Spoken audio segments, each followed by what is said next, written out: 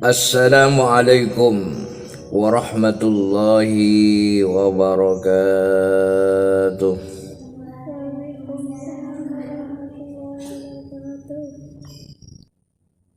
Bismillah, alhamdulillah rabbil alamin, wassalatu wassalamu ala asrofil anbiya wal mursalin Sayyidina Muhammad wa ala alihi wa sahbihi ajma'in. Amma ba'du, para pemirsa yang dirahmati Allah subhanahu wa ta'ala. Pada zaman terdahulu, tidaklah sedikit para budak yang mengabdikan dirinya kepada orang-orang Quraisy. Namun setelah Islam hadir dan para rasulnya membawa jalan keluar,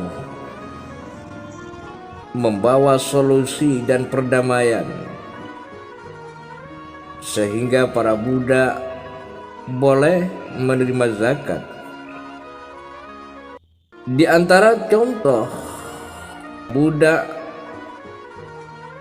yaitu Bilal. Nama lengkap beliau Bilal bin Rabah Al-Habsyi.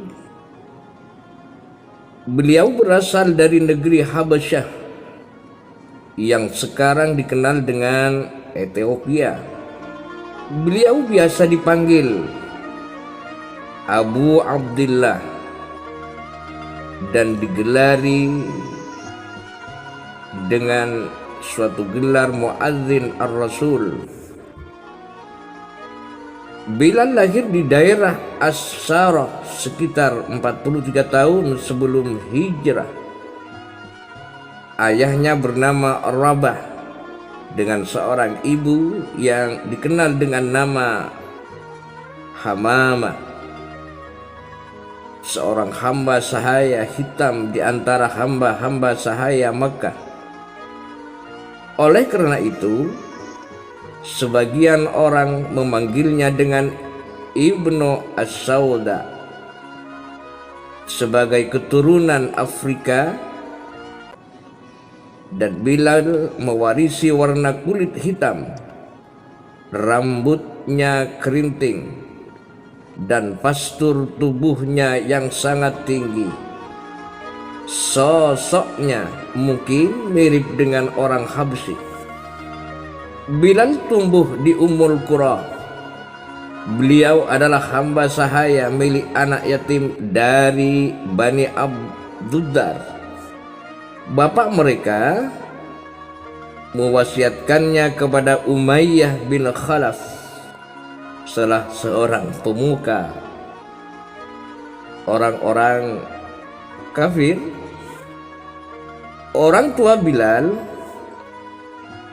termasuk tawanan yang dibawa dari Ethiopia ke Arabia. Bilal beserta ayahnya adalah tawanan perang yang kemudian diperjualbelikan sebagai budak. Bilal diperjualbelikan dan berpindah-pindah tuan sampai akhirnya Bilal menjadi budak Umayyah bin Khalaf.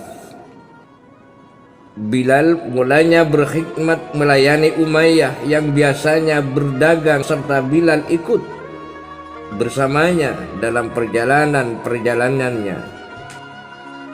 Umayyah juga menjadikan Bilal sebagai penjaga tempat hartanya. Bilal bin Rabah masuk Islam sejak dirinya masih menjadi seorang budak. Pengorbanannya untuk agama Islam memang luar biasa. Bahkan ia rela disiksa oleh majikannya yang menginginkan Bilal bin Rabah meninggalkan agama Islam. Meskipun begitu, Bilal bin Rabah tetap kuat dengan pendiriannya untuk memeluk agama Islam. Hingga hal tersebut diketahui oleh seorang sahabat Nabi Muhammad sallallahu alaihi wasallam yang bernama Abu Bakar As-Siddiq. Saat itu Bilal bin Rabah sedang disiksa oleh majikannya yaitu Umayyah dengan leher terikat di tengah terik panasnya padang pasir. Ia memaksa Bilal agar meninggalkan agama Islam dan menyembah berhala Lat wal Uzza.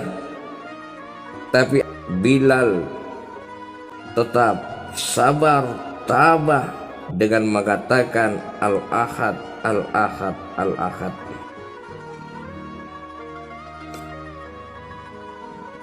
Terus Bilal bin Rabah disiksa dengan badan terlentang menghadap matahari dan diletakkan batu besar di atas dadanya, sehingga napas Bilal bin Rabah terasa sesak, namun dia masih tetap mengatakan Al-Ahad, Al-Ahad, Al-Ahad.